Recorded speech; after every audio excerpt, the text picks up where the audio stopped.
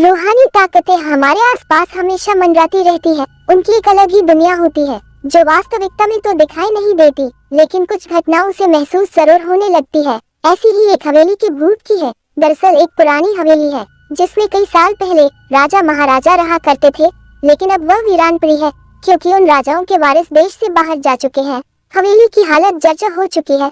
अब उसे मरम्मत की जरूरत है। इसके लिए शासन के नोटिस के अनुसार संपत्ति के मालिक को सूचित किया जाता है। कुछ दिनों में पूर्व राजाओं के वारिस में से एक लड़की हवेली में अपने बच्चे के साथ दाखिल होती है, जो कि उस जमाने के राजा के नाती की लड़की थी। उसका नाम उर्मिला था। उसके पति की कार एक्सीडेंट में मौत हो चुकी थी। अब वह विधवा हो चुकी है, लेकिन उसके पास उसका एक बेटा है जो 8 वर्ष का है और वह भी अपनी माँ के साथ हवेली आया है।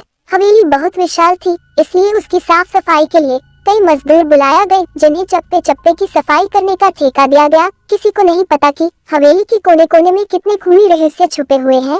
उर्मिला के आने के बाद हवेली की हवा रूहानी होने लगती है।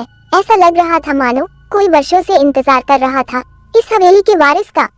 एक रात उर्मिला अपने कमरे में अपने बच्चे के साथ सो रही होती है। अचानक उसकी खिड़की से एक पक्षी टकरा कर मर जाता है। ये घटना अपने आप में असामान्य थी। पक्षी टकराते ही उर्मिला की नींद खुल जाती है और जब वह लाइट जलाकर देखती है तो डर से चीखने लगती है, क्योंकि उस कमरे की खिड़की से एक पक्षी फंसा हुआ था और उसके शरीर से खून की बूंदें फर्श पर गिर रही थी। नजारा इतना भयावह था कि वह अपने बच्चे को उठाना नहीं चाहती थी, लेकिन उर्मिला हिम्मत करके उस पक्षी को खिड़की से बाहर फेंक देती है।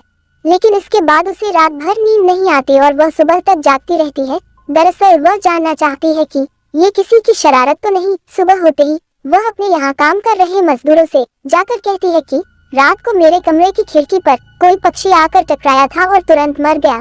क्या तुम लोगों में से किसी ने ये हरकत की है? क्योंकि पक्षी खुद ब खुद तो खिड़की से नहीं टकरा सकता। मजदूर कहते हैं, नहीं, हमने तो खिड़की से नीचे किसी पक्षी को मरा हुआ नहीं देखा। हम तो अभी वहाँ से चले आ रहे हैं और जब सभी जाकर देखते हैं तो वहाँ वह पक्षी नहीं होता। उर्मिला घबराने लगती है कि यह क्या, यहाँ तो पक्षी होना चाहिए या कम से कम खून की कुछ बूंदें दिखनी चाहिए, लेकिन यहाँ पर पक्षी का एक पंख तक नहीं पड़ा हुआ। उर्मिला सभी मजदूरों को कहती है कि हवेली में बहुत सी कीमती चीजें और मूर्तियाँ हैं, संभाल के साफ सफाई करना। मजदूर अपने अपने काम में लग जाते हैं। उर्मिला अपने बच्चे के साथ कमरे में टीवी देख रही होती है कि अचानक हवेली की छत से एक मजदूर नीचे गिरता है। उर्मिला को अचानक लोगों की आवाज सुनाई देती है। वह भागकर खिड़की से नीचे देखती है तो एक मजदूर की लाश पड़ी होती है। उर्मिला कमरे से नीचे आती है और इसके गिरने का कारण पूछती है। लोगों के जवाब अलग अलग होते हैं। कोई कह रहा होता है कि इसने खुद आत्महत्या की है और कोई कह रहा था कि ये गलती से गिर गया है। सभी के दावे अलग थे, लेकिन उर्मिला को कुछ अनकही बातें सुनाई दे रही थी। उर्मिला के कान में अचानक एक आहट के साथ आवाज आती है, अपने बच्चे को बचा सकती है तो बचा ले। उर्मिला ये वाक्य सुनते ही अपने कमरे की तरफ भागने लगती है, क्योंकि कमरे में उसका बच्चा अकेला टीवी देख रहा होता है। जैसे ही उर्मिला कमरे में पहुंचती है तो उसका बेटा खिड़की से कूदने वाला ही होता है कि उर्मिला उसका पैर पकड़ लेती है और वह खिड़की से लटक जाता है। उर्मिला पूरी ताकत से उसे ऊपर खींचती है, लेकिन बच्चा फिर भी कूदने की जिद कर रहा होता है। उर्मिला किसी कदर अपने बच्चे को काबू में करती है और कमरे के बाहर आ जाती है और वह मजदूरों से पूछती है, बताओ क्या है इस हवेली में, क्योंकि ये बच्चा तो ऐसा नहीं कर सकता और अभी यह सब जो हो रहा है कुछ अलग ही चल रहा है। तभी एक बूढ़ा मजदूर उर्मिला से कहता है, बेटी, ज्यादा जानना हो तो अपने पूर्वजों की कहानी पढ़ो, तभी तुम्हें इस हवेली का इतिहास पता चलेगा।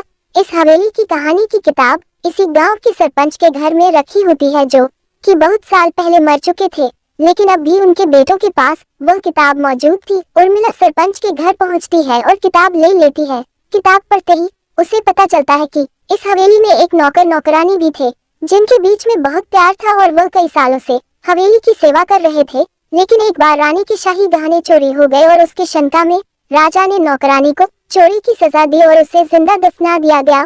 उसके गम में उसके पति ने भी अपनी जान दे दी और उसके 1 महीने बाद ही उस राजा ने अपनी ही तलवार अपने गले में घुसेड़ कर आत्महत्या कर ली। उसके बाद छोटे मोटे हादसे हवेली में होने लगे, जिस वजह से यह हवेली हमेशा के लिए बंद कर दी गई। कई सालों के बाद वहाँ कोई आया है, जिससे वहाँ रहने वाली आत्माओं को मौका मिल गया फिर से बदला लेने का। उर्मिला हवेली का रहस्य जानकर यहाँ से जाना चाहती है, क्योंकि उसे अपने बच्चे की चिंता है।